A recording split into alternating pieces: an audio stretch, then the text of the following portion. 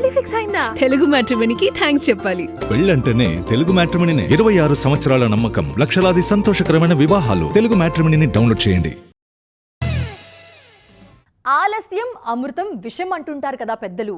ఇప్పుడు త్రివిక్రమ్ శ్రీనివాస్ విషయంలో ఇదే జరుగుతుందేమో అనిపిస్తోంది.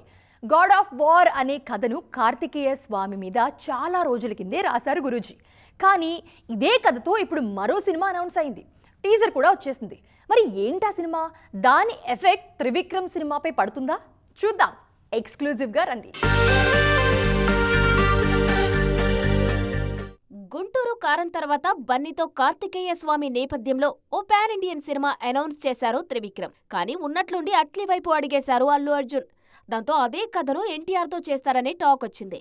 కానీ తారక్ కూడా బిజీగా ఉండడంతో వెంకటేష్ సినిమాతో బిజీ అయ్యారు గురూజీ. ఈ మైథలాజికల్ ప్రాజెక్టులో మరో ట్విస్ట్ వచ్చిందిప్పుడు. కమల్ హాసన్ నిర్మాతగా శివకార్తికేయన్ హీరోగా సేయన్ అనే సినిమా వస్తుందిప్పుడు. కార్తికేయ స్వామికి మరో పేరు ఇది. పైగా ఈ చిత్రం మైథలాజికల్ టచ్తో సాగే విలేజ్ డ్రామా. ఈ సినిమాకు త్రివిక్రమ్ గాడ్ ఆఫ్ వార్ కథకు ఏదైనా కనెక్షన్ ఉందా అనే కోణంలో చర్చ మొదలైందిప్పుడు. అమరన్ తర్వాత శివకార్తికేయన్తో కమల్ హాసన్ నిర్మిస్తున్న రెండో సినిమా ఇది.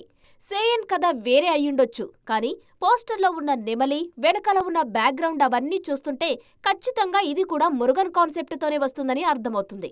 ఇందులో శివకార్తికేయన్ పూర్తిగా మాస్ లుక్లో దర్శనమిస్తున్నారు. ఒకవేళ త్రివిక్రమ్ కథ, శివకార్తికేయన్ సేయన్ కథాంశం ఒకటే అయితే ఏం జరుగుతుందనేది ఆసక్తికరంగా మారిందిప్పుడు. Trivikram God of War, SK26 నేపథ్యం ఒకటే అయినా గురూజీ టేకింగ్ మరోలా ఉంటుంది కాబట్టి నష్టమంతేం ఉండకపోవచ్చు. కానీ మూల కథ ఒక్కటే అయితే మాత్రం పోలికలు రావడం సహజం. ఏదేమైనా వెంకటేష్ ఆదర్శ కుటుంబం తర్వాతే గాడ్ ఆఫ్ వార్ వైపు రానున్నారు త్రివిక్రమ్. ఎలా చూసుకున్నా SK26 ముందొస్తుంది. మొత్తానికి చూడాలిక ఈ వార్ ఎలా ఉండబోతోందో. పెళ్లి ఫిక్స్ అయిందా? తెలుగు మ్యాట్రిమోనీకి థ్యాంక్స్ చెప్పాలి. పెళ్ళంటేనే తెలుగు మ్యాట్రిమోనీనే. 26 సంవత్సరాల నమ్మకం, లక్షలాది సంతోషకరమైన వివాహాలు. తెలుగు మ్యాట్రిమోనీని డౌన్లోడ్ చేయండి.